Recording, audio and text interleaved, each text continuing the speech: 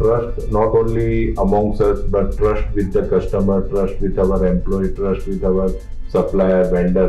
हम लोग ऐसा काम कोई भी नहीं करेंगे कि जो कस्टमर के इंटरेस्ट के अगेंस्ट में है। बट ये एन्युइटी बिजनेस है, तो इसमें कस्टमर का भी वेल्थ बनेगा और कस्टमर का वेल्थ बनेगा तो आपका वेल्थ तो 100% बनना है। We are one of the leading as far as mutual fund is concern. तो हमारे साथ आओगे तो जो भी हमको अंडरस्टैंडिंग है ये बिजनेस करने का, उसका आपको एडवांटेज मिलेगा। आपका विजन क्या है? आपने बहुत बड़ा एम्पायर खड़ा किया है, लेकिन किस विजन को रखकर आप चल रहे हैं? Wealth creation of customers and financial wellbeing of our customers. हमको जितने भी कस्टमर्स है जो हमारे साथ जुड़ेंगे उन सबका ये पर्टिकुलर एस्पेक्ट है वो रिजॉल्व होना चाहिए। मतलब जीवन के अंदर उनको फाइनेंशियल वरीज से अगर हम मुक्त कर सकते हैं, क्यों डेरिवेटिव्स में काम नहीं करने का, लेवरेज करने से क्या नुकसान हो सकता है। आज 25 लाख है, मे बी कल 50 लाख करोड़ लोग और ज़्यादा लोग आएंगे। तो यही हम लोग का सिंपल विजन है, इसके ऊपर कुछ नहीं है।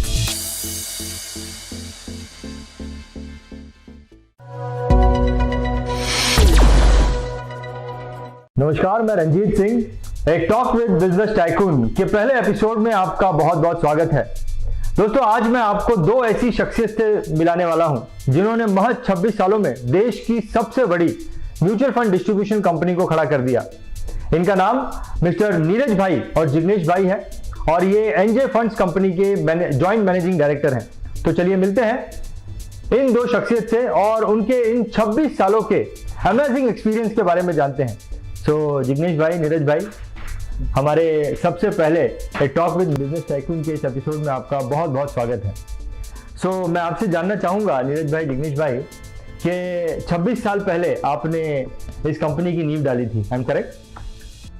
26 साल पहले जब आपने इस कंपनी की नींव डाली, उसके पहले आप कुछ और एक्सपेरिमेंट कर रहे थे या फिर ये आपका पहला एक्सपेरिमेंट था? 94 के अंदर ये स्टार्ट किया।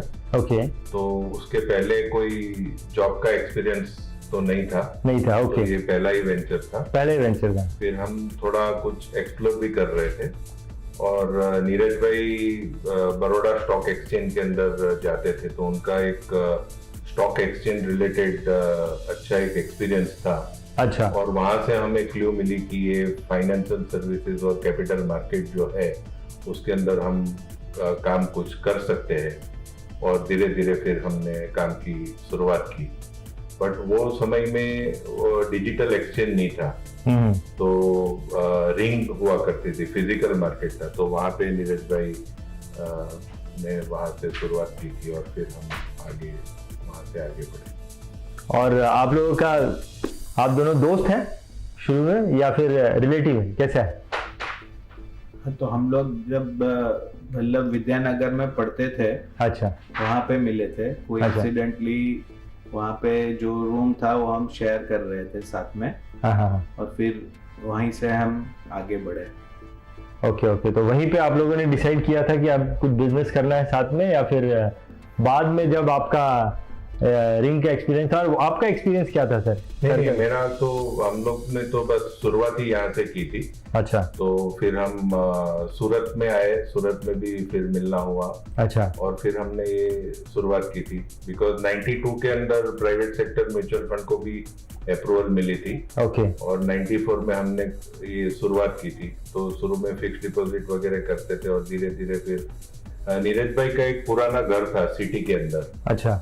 तो वहाँ पे वो घर खाली था, तो हमने वहीं से फिर शुरुआत की थी। क्या बात, घर से शुरुआत की आपने? घर से शुरुआत की थी। क्या बात है। तो 94 में आपने बताया, 94 में आपने इस बिजनेस की शुरुआत की, आपकी पार्टनरशिप की शुरुआत हुई 94 में, और आज 2020 चल रहा है। इतने साल आपकी पार्टनरशिप जो है एक फेविकॉल की तरह जुड़ी हुई है, उसके पीछे क्या राज है? जनरली इतनी पार्टनरशिप निभाना होता नहीं है। नहीं, ये क्या है कि इसमें भगवान का बड़ा हाथ होता है और प्रैक्टिकल सेंस में अगर आप पूछते हो तो ये विश्वास की कड़ी है। अगर आपको कोई भी प्रकार की पार्टनरशिप हो, वो बिजनेस की पार्टनरशिप हो या फैमिली में हस्बैंड वाइफ की पार्टनरशिप हो या बच्चों के साथ की पार्टनरशिप हो, वो हर पार्टनरशिप जो है वो विश्वास पे टिकती है। और बाकी तो काफी चीजें होती है कि आपका जय एक कॉमन हो और वो जय के लिए आप उसके पीछे जा रहे हो, तो डेफिनेटली उसके अंदर अंडरस्टैंडिंग वगैरह भी बढ़ती है। बट जो मुख्य कारण है वो भगवान की जो आशीर्वाद है और एक विश्वास का जो योगदान है वो सबसे महत्वपूर्ण है। आपने एक चीज बोली जिग्नेश भाई कि भगवान का आशीर्वाद है, वो तो है, फिर आपने एक प्रैक्टिकल वर्ड का यूज किया, तो प्रैक्टिकल बात नीरज भाई आपसे पूछता हूँ इसी बात पे। ये जो है बहुत इंपॉर्टेंट टॉपिक है ये, कि देखिए आप बिजनेस साथ में कर रहे हैं, कई सारे डिसीजंस ऐसे होते हैं जो है ना, एक पार्टनर को लगता है कि मुझे ऐसा करना चाहिए, दूसरे को लगता है, तो कहीं ऐसा इमोशंस ऊपर नीचे बिकॉज ऑफ डिसीजन वो नहीं कभी आड़े हैं आप लोगों के बीच में? इसमें क्या है कि तो जो जिग्नेश भाई ने बताया कि अलाइनमेंट ऑफ इंटरेस्ट वो भी इम्पोर्टेंट है। करेक्ट। तो हमारा जो पहले से ही जो थॉट प्रोसेस था कि कस्टमर सेंट्रिसिटी ज्यादा थी। ओके। तब सब लोग बोलते हैं बट हमने एक्चुअली वो चीज को प्रैक्टिस किया कि भाई जो भी हम बेचेंगे, जो भी करेंगे, वो कस्टमर के फेवर में होगा, वही हम काम करेंगे। और वो पर्टिकुलर चीज में कई बार ऐसे हमने डिसीजंस लिए कि जहाँ पे हमें मुनाफा कम हो रहा था या नुकसान भी हो रहा था, फिर भी हमने वो डिसीजन लिया है। तो वो पर्टिकुलर चीज बहुत इम्पोर्टेंट थी कि जो फंडामेंटल चीज है वहाँ पे अगर कोई आपका अलाइनमेंट के अंदर कुछ मिस अलाइनमेंट होता है तब जाके प्रॉब्लम आता है। बाकी जो ऑपरेशनल मैटर होती है तो वहाँ पे जैसे जिग्नेश भाई ने बताया कि भगवान की मेहरबानी से हमारी इतनी मैच्योरिटी आप बोलो या अंडरस्टैंडिंग बोलो या ईश्वर की कृपा बोलो, जिससे हमने ऐसा अभी तक कोई इश्यू नहीं आया है। डिफरेंस हो भी सकते हैं बट ऐसा कोई नहीं था कि भाई। और दूसरा क्या है कि ईगो भी एक चीज होती है। करेक्ट। कि भाई मैंने किया, ये किया, तो हमने थोड़ा वो भी इंस्टीट्यूशन को ऑलवेज प्राधान्य पहले दिया है अपने इंडिविजुअल से ज्यादा। तो सब अपने हिसाब से चल रहा है। बहुत बढ़िया, बहुत बढ़िया। सो 1994 में आपका ये जो स्ट्रक्चर है, आप दो पार्टनर जुड़े, 1994 में आप टेक्नोलॉजी आप लेके आए और कई लोगों को आपने पार्टनर बनाने का सोचा। ये मॉडल आपके दिमाग में कैसे आया? ये आइडिया आपके दिमाग में कैसे आया, या कहाँ से प्रेरणा मिली आपको ऐसा मॉडल खड़ा करने की? 1994 में तो हमने शुरुआत की थी और वो शुरुआत के अंदर हम लोग फिक्स्ड डिपॉजिट्स का काम करते थे। तो तब ये पार्टनरशिप मॉडल नहीं था? पार्टनरशिप मॉडल नहीं था। जो पार्टनर बनाने का जो हमारा अभी मॉडल है, जिसको आप सब ब्रोकर कई लोग बोलते हैं, बट हम लोगों ने उनका नाम पार्टनर दिया है कि वो काफी महत्वपूर्ण अंग है हमारे लिए, इसलिए हम उसको पार्टनर बताते हैं। तो वो 94 के अंदर नहीं था। वो 94 में तो हम थोड़ा फिक्स्ड डिपॉजिट वगैरह का काम करते थे। वो इंडिविजुअली था? वो इंडिविजुअल आप ही लोग करते थे? ओके। हाँ, और सब ब्रोकिंग हम करते थे स्टॉक के अंदर, तो वो भी थोड़ा लिमिटेड वे के अंदर ही काम था। ओके।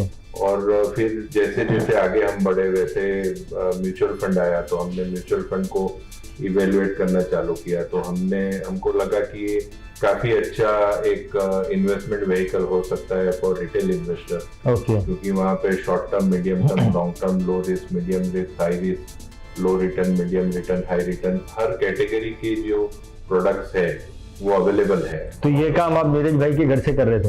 ये हम सब नीरज भाई के घर से कर रहे थे। ठीक है। उनका खुद का रेसिडेंस अलग जगह पे था और ये पहले का रेसिडेंस था। करेक्ट। तो घर खाली था, तो वहीं पे हमने जो एक कमरा था वहीं से हमने शुरुआत की थी। फिर बाकी के कमरे भी धीरे धीरे फिर हमारा काम जैसे जैसे बढ़ा वैसे वैसे बढ़ने लगा। और फिर काफी कम कैपिटल से हमने ये काम की शुरुआत की थी।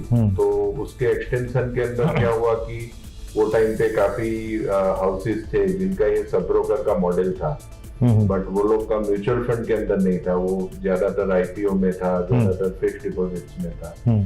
और खुद के एम्प्लॉय लेके फिर वो पूरा एक नेटवर्क खड़ा करना, उसके लिए काफी कैपिटल की भी काफी रिक्वायरमेंट की जरूरत होती है। तो ये लो कैपेक्स मॉडल भी हमें लगा कि इंडिपेंडेंट कॉन्ट्रैक्टर को ही अगर हम इसमें एनरोल करें, उनको सर्विसेज दे, उनको एनेबल करें, उनको एम्पावर करें, तो फिर ये काफ़ी अच्छा सा हम इसको आगे ले जा सकते हैं। ओके। तो जो बेसिक थॉट प्रोसेस था वो capital was also one of the part की।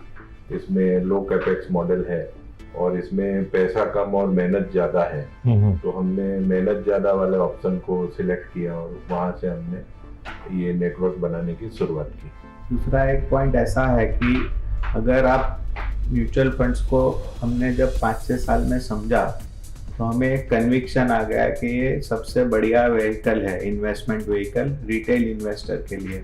और ज़्यादातर जो इंडिया के अंदर सेविंग्स हो रही थी, हाउस होल्ड सेविंग्स, वो डेट मार्केट के अंदर ज़्यादा हो रही थी। फाइनेंशियल एसेट्स की मैं बात करता हूँ तो 90-95% जो पैसा है वो सारा एफडीज वगैरह में जाता है, जहाँ पे उनको जो रिटर्न है वो एटलीस्ट इन्फ्लेशन जितना ही रिटर्न मिलता है।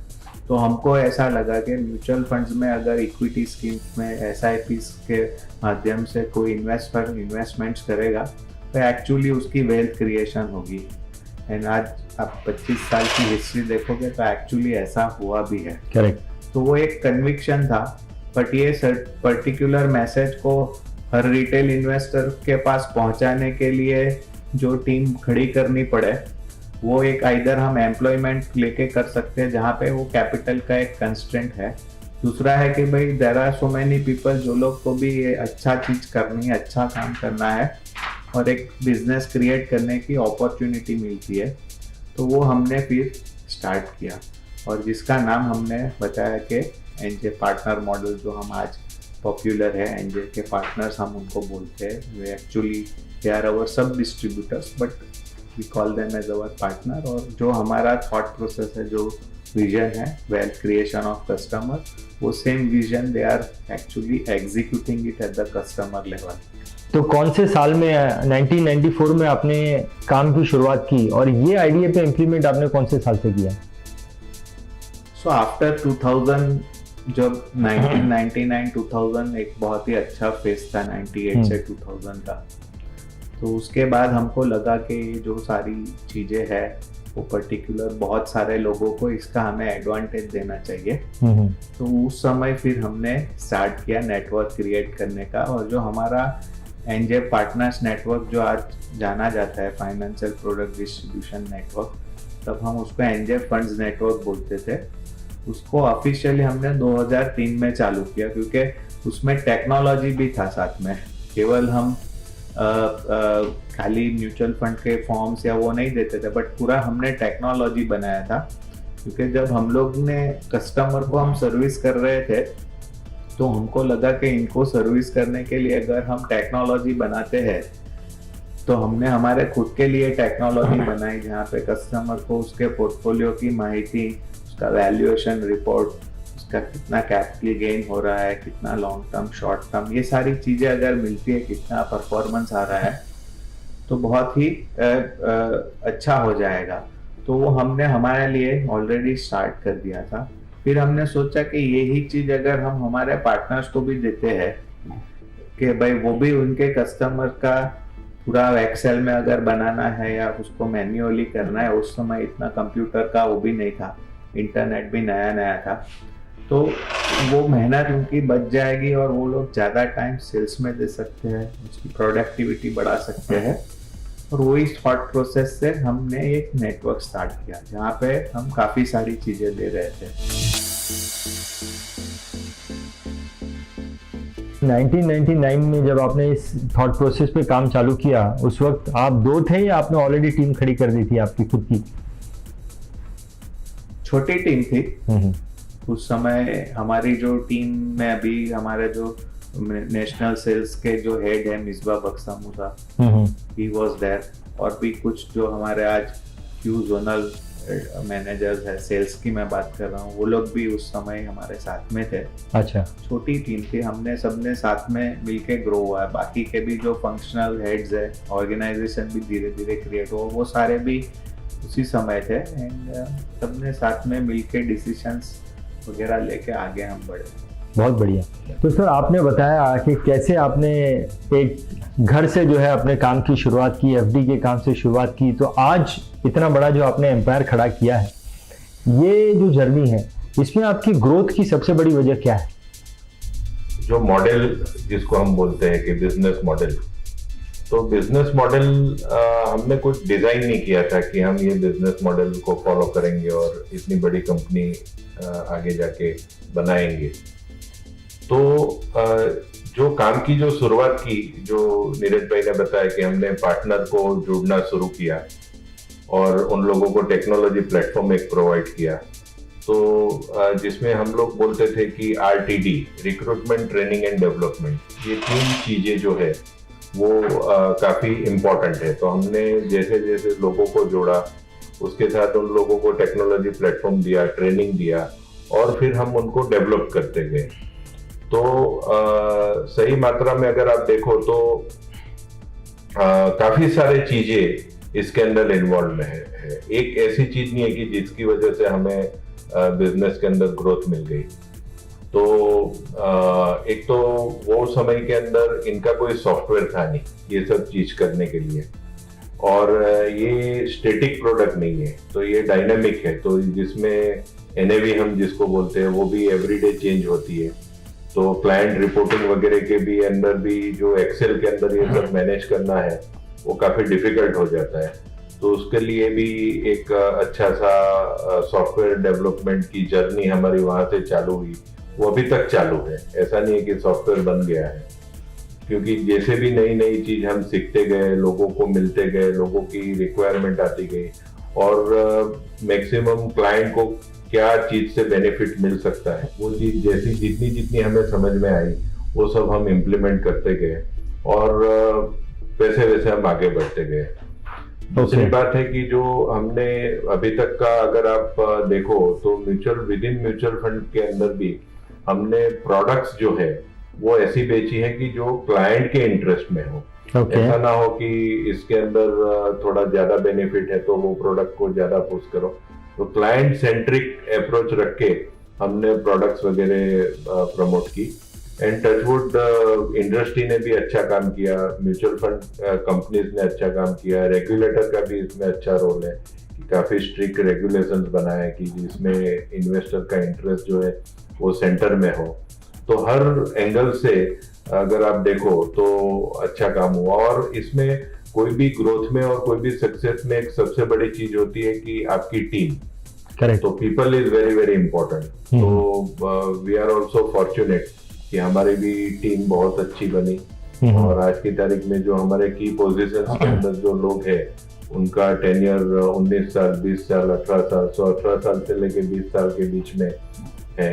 और काफी ऐसी सीनियर पोजीशन में हेड ऑफ द डिपार्टमेंट है कि जिन लोगों का ये पहला जॉब है। ओके। तो फ्रेशर ही उन लोगों ने भी ज्वाइन किया था, फर्स्ट जॉब था, और आज अच्छी पोजीशन के अंदर है। तो trust not only amongst us but trust with the customer, trust with our employee, trust with our supplier, vendor. तो वो पूरा इकोसिस्टम जो है वो ट्रस्ट के ऊपर खड़ा हुआ, और इसमें कोई एक पर्टिकुलर चीज नहीं है कि जिससे ग्रोथ आ गया। ये क्यूमुलेटिव एफर्ट और काफी सारी चीज को अगर हम मिलाते हैं तो उसका सम अप करते हैं तो वो फिर जाके अपने को ग्रोथ आया और सक्सेस जो हम बोलते हैं। तो नीरज भाई, अभी किसी भी कंपनी को, जैसा कि अभी जिग्नेश भाई ने बताया कि शुरुआत में आपका मॉडल रेडी नहीं था, लेकिन शुरुआत में आपके पास में एक अच्छी टीम थी, और आपने over the period of time, जो आपने बोला कि कस्टमर सेंट्रिक हम सर्विस देते थे, तो वो तो over the period of time लोगों को समझ में आया होगा। तो शुरुआती दौर पर अगर देखा जाए आपकी ग्रोथ की जो रीजन है वो टीम ही है। एक अच्छी टीम जो है उसे ही आप पूरा श्रेय देते हैं आपकी ग्रोथ का, या और भी कुछ चीजें? नहीं, टीम तो बहुत इम्पोर्टेंट है, क्योंकि अल्टीमेटली जो टेक्नोलॉजी भी बनाते हैं वो लोग ही बनाते हैं, तो पॉलिसी और प्रोसेस बनाते हैं वो भी लोग ही बनाते हैं। तो वो तो बहुत ही इम्पोर्टेंट पार्ट था। बट एक दूसरा कंपोनेंट आता है कल्चर का। जिग्नेश भाई ने 2-3 बार ट्रस्ट के बारे में बात किया, तो हमने एक यहाँ कल्चर ऐसा क्रिएट किया कि भाई हम लोग ऐसा काम कोई भी नहीं करेंगे कि जो कस्टमर के इंटरेस्ट के अगेंस्ट में है। एंड वो जो हमारे साथ लोग जुड़े थे वो लोग ने भी उन्होंने भी ये इम्बाइब किया था कि भाई यही बात सही है। तो हम जो का सबका जो सोच था from a customer centricity point of view वो एक ही था। दूसरा कि भाई ट्रांसपेरेंसी, जो भी हम करेंगे वी आर ट्रांसपेरेंट। आज हमारा पार्टनर है तो पार्टनर के साथ हम ट्रांसपेरेंट है। ऐसा नहीं है कि कोई आदमी मुझे जानता है तो मैं उसको कुछ फेवर कर रहा हूँ, या कोई मेरे से बार्गेन कर रहा है तो मैं उसको फेवर कर रहा हूँ। हमारा जो प्राइसिंग वगैरह का पॉलिसी है वो एकदम क्लीन और ट्रांसपेरेंट है। कोई हमने ऐसा काम नहीं किया, कोई पार्टनर का कोई कस्टमर को कि हम डायरेक्ट अप्रोच करें या कोई उस तरह से करे, वो सारा कोई भी चीज नहीं था। एंड दैट ऑल बेसिकली जो हमारा और उसके साथ जो टीम का कॉम्बिनेशन था, जो सब साथ में हम ग्रो हुए, और मार्केट और काफी सारे और फैक्टर्स, आई थिंक ये सारे चीजों की वजह से शायद हमको एक ग्रोथ मिल गया। और वो समय एग्रेशन भी था, सब यंग थे और हम में जोश था, तो हमने बेनिफिट लिया ये सारी चीजों का। अवेयरनेस क्रिएट किया, लोगों को बताया कि ये चीज क्या है। I think all those things as well. लेकिन मुझे नहीं लगता कि अभी आपका जोश कम हुआ है।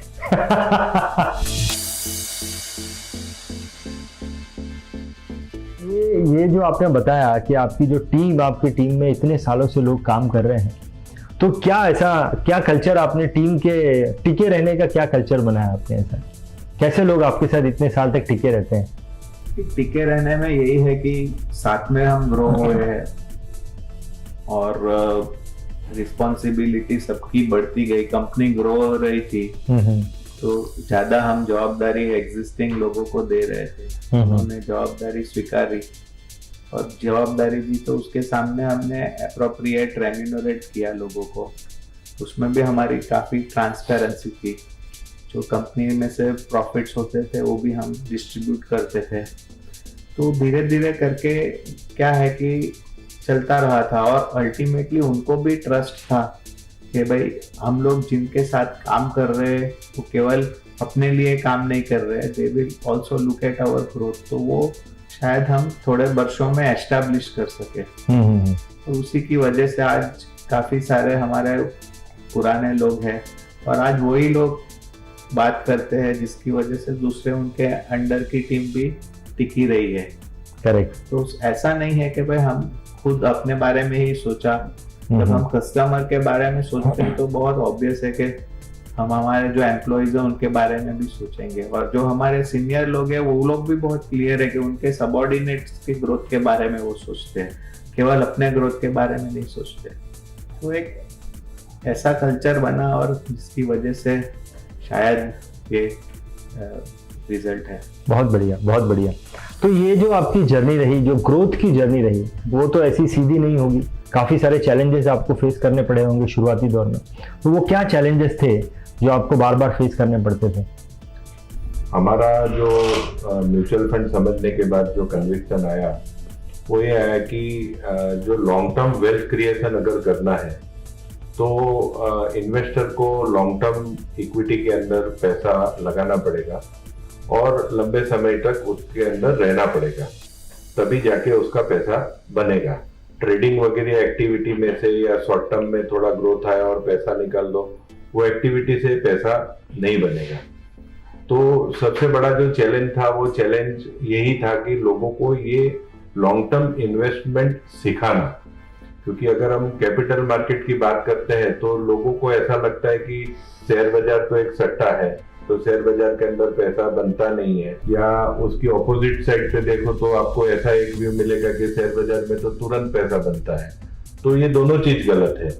तो हमें एक तीसरी चीज जो एस्टेब्लिश करने की थी वो ये है कि ये पर्टिकुलर शेयर मार्केट ऐसी चीज है कि जहाँ पे एक एक्सपर्ट आदमी की जरूरत है, कि जो एक्सपर्ट है उनका ये फुल टाइम काम है, हमारा ये फुल टाइम काम नहीं है। तो उसके लिए ये म्यूचुअल फंड का स्ट्रक्चर है और जहाँ पे प्रोफेशनल लोग इनको मैनेज करते हैं और आपको पैसा डाल के फिर लॉन्ग टर्म के लिए इसको छोड़ना पड़ेगा। तो ये कॉन्सेप्ट को मार्केट के अंदर लोगों के दिमाग में डालना वो आज की तारीख में भी जर्नी है। ऐसा मैं नहीं बोलूंगा कि ये खत्म हो गई है, क्योंकि अभी भी म्यूचुअल फंड का penetration compare to other western country तो कम ही है। बट ये हम यही करते आए हैं सालों से, तो ये एक चैलेंज है। सेकंड इज कि अगर हम तो ये नॉलेज के अभाव में कि लोगों को लॉन्ग टर्म के बारे में नॉलेज देना, उसके अभाव में क्या प्रॉब्लम है? नहीं, वो पेशेंस वाला काम है। प्रॉब्लम इसमें कुछ नहीं है। ओके, उसके अंदर पेशेंस चाहिए।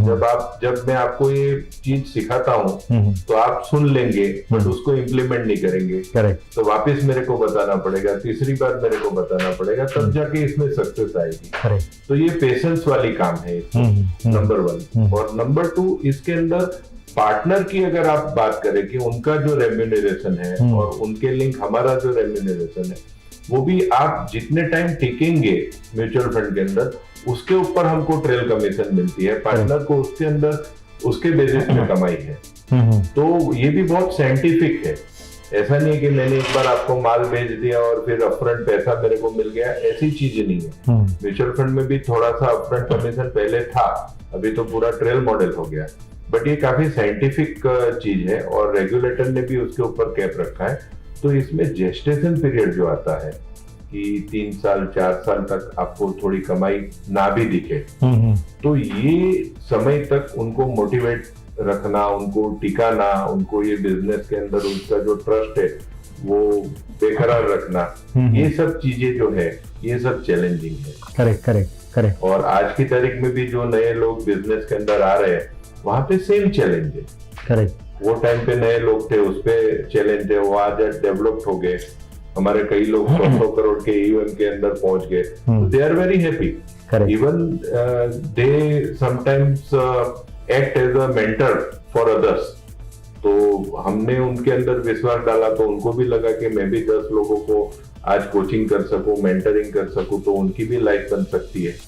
तो इसमें बिजनेस कंपटीशन वाली बात नहीं है। Correct. इसको दूसरे लोगों को सपोर्ट करने वाली बात है। Correct. तो ऐसे भी लोग हमारे डेवलप हुए हैं। बट जब भी नए नए लोग आते हैं, आज हर महीने हमारे सिस्टम के अंदर नए लोग आते हैं, तो उनको ये चीज बताना कि 3 साल तक हमें इसमें से कुछ नहीं मिलेगा, 3 साल तक स्ट्रगल करना पड़ेगा। बट ये एन्युइटी बिजनेस है, तो इसमें कस्टमर का भी वेल्थ बनेगा और कस्टमर का वेल्थ बनेगा तो आपका वेल्थ तो 100% बनना है। तो मोटा मोटी देखो तो ये सबसे बड़ी चीज है। और ये सबसे बड़ी, इसको आप चैलेंज ले लो, इसको आप बोलो कि ये सबसे बड़ी अपॉर्चुनिटी है, काफी कम लोग ये काम कर रहे हैं। करेक्ट। तो चैलेंज भी ये है और अपॉर्चुनिटी भी है। करेक्ट। तो आज आपका क्या बेस बन गया है नीरज भाई? अभी तो हमारा एक AUM की जो अगर मैं बात करता हूँ तो करीब 82,000 करोड़ का हमारा AUM है। सुपर। और करीब 25 लाख कस्टमर है। ओके। अभी तक हमने 35,000 से करीब ज्यादा एडवाइजर्स ऑलरेडी एनरोल्ड है हमारे साथ। बहुत बढ़िया। उसमें से अच्छे एडवाइजर्स अगर मैं बोलूँ वो भी 10,000 करीब लोग ऐसे हैं कि जो फोकस्ड काम कर रहे हैं। तो ये हमारा इस तरह से सेटअप है। 95 ब्रांचेस है ऑल ओवर इंडिया में। ओके। 1500 लोगों की टीम है। और apart from mutual funds, insurance में भी हम इंश्योरेंस ब्रोकर भी है। तो वहाँ पे भी हमारा रीजनेबल 250 करोड़ के ऊपर का प्रीमियम होता है। वहाँ पे केवल हम टर्म प्लान और हेल्थ प्लान ज़्यादा बेच रहे हैं। ओके। जो ट्रेडिशनल प्रोडक्ट्स वगैरह है जहाँ पे कस्टमर को नुकसान ज़्यादा होता है, रिटर्न्स बहुत कम है, वो सारा प्रोडक्ट्स हम हमारी सिस्टम नहीं बेच रही है। बट हेल्थ और टर्म में हमारा रीजनेबल कंट्रीब्यूशन है। तो वही पर्टिकुलर थियोरी से ये पर्टिकुलर चीज़ में भी हम काम कर रहे हैं। हमें 2011 में लाइसेंस मिला था इंश्योरेंस ब्रोकिंग का। धीरे धीरे उसमें भी हम आगे बढ़ रहे हैं। तो टीम वाइज बोलें, पार्टनर्स वाइज बोलें या AUM वाइज बोलें, तो आप देश की आज की तारीख में नंबर 1 कंपनी बोल सकता हूँ मैं कि आपसे बड़ा बेस और किसी का नहीं होगा म्यूचुअल फंड और इंश्योरेंस डिस्ट्रीब्यूशन में? We are one of the leading as far as mutual fund is concern. तो उसमें काफ़ी तरीके से आप देख सकते हो। बट AUM वगैरह आप देखोगे तो या we are reasonably there on the top. Insurance में भी रिजनेबल ब्रोकिंग साइड पे है, बट इसमें भी काफ़ी सारे बिजनेस मॉडल है। वहाँ पे रिटेल इंश्योरेंस को छोड़ के कॉर्पोरेट इंश्योरेंस भी काफ़ी ज़्यादा होता है, जहाँ पे इंडस्ट्रीज वगैरह के लिए भी इंश्योरेंस का बिजनेस होता है। तो वो थोड़ा अलग भी है। बट ओवरऑल आप देखोगे तो हाँ, हमने रीजनेबल पोजीशन आप बता सकते हो as far as personal finance is concern. Personal finance का जो सब्जेक्ट है वहाँ पे ये सारी चीज़ आती है। अपार्ट फ्रॉम दैट अब हमारा खुद का एक NBFC भी है जहाँ पे हम लोन्स अगेंस्ट सिक्योरिटीज देते हैं, यूनिट्स ऑफ म्यूचुअल फंड्स देते हैं। रिसेंटली हमने AMC के लिए भी लाइसेंस के लिए अप्लाई किया है। AMC है आपकी, आपने अप्लाई किया है, म्यूचुअल फंड डिस्ट्रीब्यूशन है, इंश्योरेंस डिस्ट्रीब्यूशन है, NBFC है, इसके अलावा भी और बिजनेस स्पेस में आप ट्राई कर रहे हो या? फाइनेंशियल सर्विसेज साइड के ऊपर ये सारे जो पर्सनल फाइनेंस के पर्सपेक्टिव से जो बिजनेसेस है उसमें हम कार्यरत है। IT का उसमें काफ़ी बड़ा सिग्निफिकेंस है। तो एक हमारी IT की भी कंपनी है, ओके। तो वहाँ पे हम थोड़ा बहुत बिजनेस कर रहे हैं अपार्ट फ्रॉम NJ ग्रुप को छोड़ के भी, जैसे पेमेंट प्रोसेसिंग वगैरह का भी काम कर रहे हैं। बिल डेस्क या टैग प्रोसेस वगैरह जो कंपनीज हैं जहाँ पे पेमेंट प्रोसेसिंग का काम वो लोग करते हैं, करेक्ट, वॉल्यूमिनस ट्रांजैक्शंस वगैरह में, तो वहाँ पे भी हमारी दूसरी जो फिनलॉजिक टेक्नोलॉजीज करके कंपनी है वो वहाँ पे कार्यरत है। तो आपका म्यूचुअल फंड कंपनी AMC कब तक आपको लगता है एक्टिव हो जाएगा? Mutual fund we are expecting अभी हम ये साल के अंदर कुछ न्यूज़ आएगा। हमारा इन प्रिंसिपल अप्रूवल आ गया है, ओके, बट थोड़ा कोविड की वजह से डिले हुआ है, बट होपफुली ये साल में हमें फाइनल अप्रूवल मिल जाएगा, ऐसा हमारा एक्सपेक्टेशन है। बहुत बढ़िया, बहुत बढ़िया। NJ के बैनर के अंदर फाइनेंशियल सर्विसेज का पूरा, जैसे नीरज भाई ने बताया कि म्यूचुअल फंड डिस्ट्रीब्यूशन और इंश्योरेंस, वो भी एक कंज्यूमर के पर्सनल फाइनेंस का एक पार्ट है। अपार्ट फ्रॉम दैट लोन का एक कंपोनेंट है। और उनका मैन्युफैक्चरिंग अगर आप देखें तो AMC साइड जो है वो म्यूचुअल फंड मैन्युफैक्चर करेंगी और लोन के साइड पे हमने NBFC किया है। और अभी तो टेक्नोलॉजी कंपनी पूरा इकोसिस्टम जो है हमारी जितनी भी कंपनीज है उनको प्रोवाइड करती है, और पेमेंट के अंदर हम जैसे आगे बढ़ रहे हैं, तो ये पूरा फाइनेंशियल सर्विसेज का एक काम हो गया, एक टेक्नोलॉजी का काम हो गया। और तीसरा जो है वो कंज्यूमर फेसिंग जो काम है, वहाँ पे एक हमारा रिफ्रेश करके एक प्लेटफॉर्म है और एक क्यू करके प्लेटफॉर्म है। जो रिफ्रेश जो प्लेटफॉर्म है वहाँ पे कंज्यूमर FMCG प्रोडक्ट्स है, जहाँ पे भी हम सिमिलर मॉडल को एडॉप्ट कर रहे हैं कि इंडिपेंडेंट कॉन्ट्रैक्टर पार्टनर, तो वहाँ पे पार्टनर को हम RSR बोलते हैं रिफ्रेश सेल्स के लिए।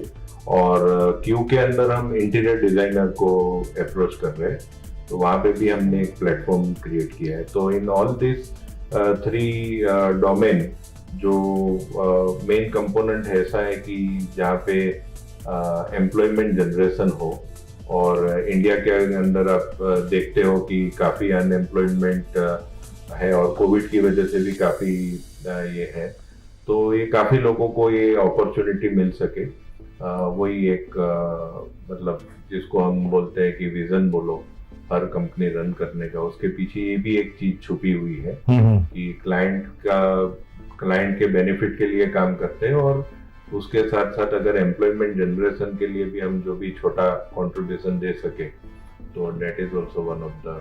तो एक क्वेश्चन मेरे मन में आता है सर, आपने बताया कि आप फाइनेंशियल इंडस्ट्री में जहाँ तक आप बताते जा रहे थे, तो उसके बाद में आपने बोला कि आपने रिफ्रेश का भी एक चैनल चालू किया है, क्यू चैनल चालू किया है, तो कहीं ना कहीं ये ऑपोजिट नहीं हो जाते हैं, आपके विजन को डाइवर्सिफाई करने वाली चीजें नहीं हो जाती हैं कि आप 2 फील्ड में आ गए हो? ऐसा नहीं, हमारा ओवरऑल तो प्रोफेशनल मैनेजमेंट है अभी। ओके। तो हर बिजनेस के अंदर we have a adequate man power. अच्छा। और वो अपने हिसाब से रन करते हैं, एंड जनरली हम मंथली और क्वार्टरली हर बिजनेस के अंदर रिव्यू करते हैं। ओके। और ट्रेडिशनल वे के अंदर ही हम बिजनेस को रन करते हैं। ऐसा नहीं है कि बिजनेस लॉस में चलता रहे और उसका वैल्यूएशन बनता रहे, तो वो गेम के अंदर नहीं है। तो हर बिजनेस के अंदर हम लोग देखते हैं कि स्लोली ग्रो होए और कैपेक्स भी कम लगे, और उसके अंदर धीरे धीरे वो company over 10 year 15 year period के अंदर बड़ी हो सके। तो आपके ये जो सारे मॉड्यूल हैं, ये सारे मॉड्यूल एक पार्टनर के इर्द ही चलते हैं, मतलब एक पार्टनर ही इसको रन करता है? Everywhere the module is same? No, financial services के जो पार्टनर है वो इंडिपेंडेंट पार्टनर है, जहाँ पे हम इंश्योरेंस, लोन और म्यूचुअल फंड वगैरह काम करते हैं। रिफ्रेश के अलग पार्टनर बनते हैं। अच्छा, वो अलग पार्टनर, वो अलग पार्टनर है। वो सेगमेंट पूरा अलग है, तीनों। ओके, उनका मैनेजमेंट भी पूरा अलग ही है। सो अगर मैं फाइनेंशियल एडवाइजर्स की बात करूं, तो आपके जैसी कंपनीज और भी हैं, तो ये आपका जो पार्टनर है वो आपके साथ पार्टनर रहने में ज़्यादा पावरफुल कैसे है? ये आपके साथ में ज़्यादा ग्रो कैसे कर सकता है? अपने साथ रहने में क्या है कि अपने पार्टनर लोगों का ऑलरेडी ग्रोथ हुआ है हिस्टोरिकली, और हमारा जो पर्टिकुलर वर्किंग का पैटर्न है वो पैटर्न में ऐसा है कि पार्टनर का ग्रोथ होना जरूरी है। उसको खाली हम डिस्ट्रीब्यूशन के प्रोडक्ट्स या टेक्नोलॉजी नहीं दे रहे हैं। हमारा एक पर्सन है कि जो रिलेशनशिप मैनेज करता है, और वो करीब करीब 60 लोगों का रिलेशनशिप मैनेज करता है। तो उसका रोल यही है कि इनके पास जाके उनसे बिजनेस बढ़वाने का। तो बेसिकली अपना पॉइंट यही है कि आप हमारे साथ आओगे तो जो भी हमको अंडरस्टैंडिंग है ये बिजनेस करने का, उसका आपको एडवांटेज मिलेगा। प्रोडक्ट्स और प्लेटफॉर्म और टेक्नोलॉजी तो कई लोग देते हैं, बट ये जो उसके साथ टाइम हम स्पेंड करते हैं, प्लस ट्रांसपेरेंसी 100% है, ट्रस्ट इज देयर। तो उनको आज कॉन्फिडेंस है पार्टनर्स को कि नहीं, एनजे जो भी करेगा वो सही करेगा। करेक्ट। एंड ट्रस्ट के साथ they have relied, and that makes our responsibility larger. Correct. क्योंकि उनका जो विश्वास है हमारे लिए, उसी की वजह से ये ग्रोथ हो रहा है। वो कोई बाकी जगह पे जनरली जाते नहीं है, कोई आके उनको कोई रेट्स देते हैं या कोई दूसरी अपॉर्चुनिटी देते हैं, but as far as financial services business is concern, काफ़ी सारे हमारे पार्टनर हमारे साथ है। और हमने कॉन्ट्रैक्ट में लिख के भी दिया है कि कभी भी उनको एनओसी चाहिए तो हम दे देंगे, मतलब it's a part of the contract. अच्छा। उनको कि कोई और प्लेटफॉर्म पे जाना है, खुद से करना है, तो मैं नहीं बोलूँगा कि मैं I can not sign, because we have made it as a part of contract. किसी को भी लगे कि यहाँ पे सर्विस ठीक नहीं है, वैल्यू एडिशन नहीं हो रहा है, तो वो बाहर जा सकते हैं हमारे प्लेटफॉर्म से। बहुत बढ़िया, बहुत बढ़िया। सो अभी फाइनेंशियल इंडस्ट्री, अगर मैं यहाँ से आगे 10 साल आगे की बात करूँ, तो क्या चेंजेस आपको दिखते हैं फाइनेंशियल इंडस्ट्री में, जो कि एक फाइनेंशियल एडवाइजर को पता होने चाहिए लेकिन वो उसको दिख नहीं रहे हैं? आपको क्या लगता है आने वाले 10 साल में कुछ मेजर चेंजेस फाइनेंशियल इंडस्ट्री में for financial advisor? Financial literacy जो है वो आगे जाके बढ़ने वाली है। करेक्ट। एवरी स्टेज के अंदर आप देखो, क्योंकि आज इंटरनेट का एक्सेस जो है वो काफी पेनिट्रेट हो चुका है। छोटे छोटे गांव के अंदर भी आज जो इंटरनेट की जो सुविधा है वो उपलब्ध है। तो जो न्यूज़ बॉम्बे में आज लोग देखते हैं वो सेम टाइम पे छोटे गांव के अंदर भी वो लोग देख सकते हैं। तो ये जिसको डिजिटल इंडिया जो है, जो नया डिजिटल इंडिया की हम बात कर रहे हैं, वो काफी सेक्टर के अंदर बदलाव लाएगी। करेक्ट। और उसके अंदर जो सबसे बड़ा जो बेनिफिशियरी लग रहा है वो फाइनेंशियल सर्विस सेक्टर लग रहा है, क्योंकि जहाँ पे जो प्रोडक्ट है वो टेंजिबल नहीं है, वो इंफॉर्मेशन जो है वो वहाँ पे क्रिटिकल है। तो वो अगर आप देखो तो बहुत आने वाले समय में फाइनेंशियल लिटरेसी को सपोर्ट देने वाली चीज है। और गवर्नमेंट ने भी इसकी मुहिम छेड़ी है कि आगे जाके जितने लोगों को फाइनेंशियल लिटरेसी का ज्ञान दिया जाए वो देश के लिए भी काफी अच्छा है। और उसके साथ साथ अगर म्यूचुअल फंड जैसी प्रोडक्ट के अंदर भी अवेयरनेस बढ़ेगी, और जैसे हमने बताया कि ये इन्वेस्टमेंट की जो जर्नी है उसमें एक इमोशनल एलिमेंट भी बहुत ज़्यादा इन्वॉल्व है, जिसकी वजह से वो 100% ऑनलाइन जो है वो जरूरी नहीं है कि उससे पूरी जर्नी आपकी खत्म हो जाए। ऑनलाइन आपका ट्रांजैक्शन के लिए डेफिनेटली एंड टू एंड कर सकता है, बट आपको संभालने के लिए, आपके इमोशन को संभालने के लिए अगर कोई बंदा आपके साथ में बैठा है, आपके साथ रहता है, तो वो काफी हेल्पफुल हो जाएगा। करेक्ट। तो आने वाले 10 साल के अंदर मैं तो नवयुवानों को भी अपील करता हूँ कि इसको एक बहुत अच्छी कैरियर के रूप में देखें। ओके। कई बार हमें ऐसा लगता है कि लोगों का जो सपना है वो बड़ी कंपनी में नौकरी करना है या डॉक्टर बनना है या इंजीनियर बनना है, but as a insurance agent काम करना है या as a mutual fund distributor काम करना है, तो उसको प्रायोरिटी बाय डिजाइन नहीं लेते हैं कि चलो कुछ काम नहीं है तो फिर अभी ये काम कर लेते हैं, फिर अच्छी नौकरी मिल जाएगी तो फिर इसको पार्ट टाइम बना लेंगे। तो वो एटीट्यूड रखने की जरूरत नहीं है। आज आप विदेश के अंदर देखेंगे तो इंश्योरेंस एजेंट का इतना मान सम्मान होता है, म्यूचुअल फंड एडवाइजर का भी इतना मान सम्मान होता है, और अपने हिंदुस्तान में भी इतना मान सम्मान है। तो आगे लोगों को आना चाहिए, इसके अंदर करियर बनाना चाहिए, और अगले 10 साल में ये एक ऐसा सेक्टर है कि जहाँ से अच्छी एम्प्लॉयमेंट हम क्रिएट कर सकते हैं। अलॉन्ग विथ वेल्दी इन्वेस्टर हम लोग वेल्दी प्रैक्टिशनर भी यहाँ से खड़े कर सकते हैं। परफेक्ट। आपका विजन क्या है? हल्का सा आपने बताया, लेकिन थोड़ा क्लियरिटी दे दें कि किस विजन को लेकर आप जो है, आपने बहुत बड़ा एम्पायर खड़ा किया है, लेकिन किस विजन को रखकर आप चल रहे हैं? विजन हमारा सिंपल ही है कि wealth creation of customers and financial wellbeing of our customers. वो बहुत ही ब्रॉड विजन है। उसी के पीछे सारा जो भी कुछ काम हो रहा है वो इसी के पीछे हो रहा है।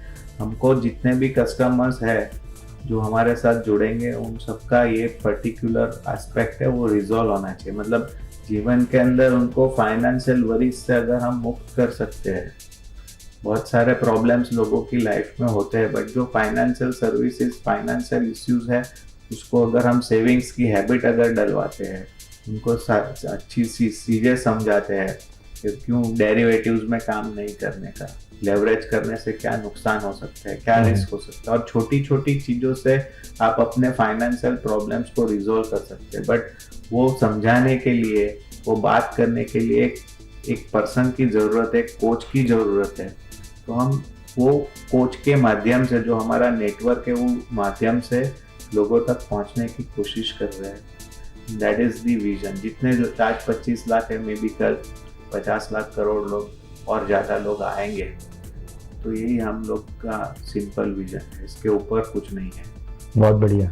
सिंपल विजन है लेकिन बहुत बड़ा विजन है, और बहुत बड़े विजन को लेकर आप चल रहे हैं। नीरज भाई, जिग्नेश भाई, आपसे बात करके वाकई में बहुत मजा आया। बहुत बड़ी सोच है आपकी, और पूरा यकीन है, 100% बोल सकता हूँ कि डेफिनेटली आप जो भी करते हैं बहुत स्ट्रांगली करते हैं, आप उसे ज़रूर अचीव करेंगे। बहुत सारे लोगों को आप इंस्पायर करते हैं, बहुत सारे लोगों को आपके बारे में नई जानकारी मिलेगी। आप लोगों ने अपना समय निकाला, इसके लिए आपको बहुत बहुत धन्यवाद।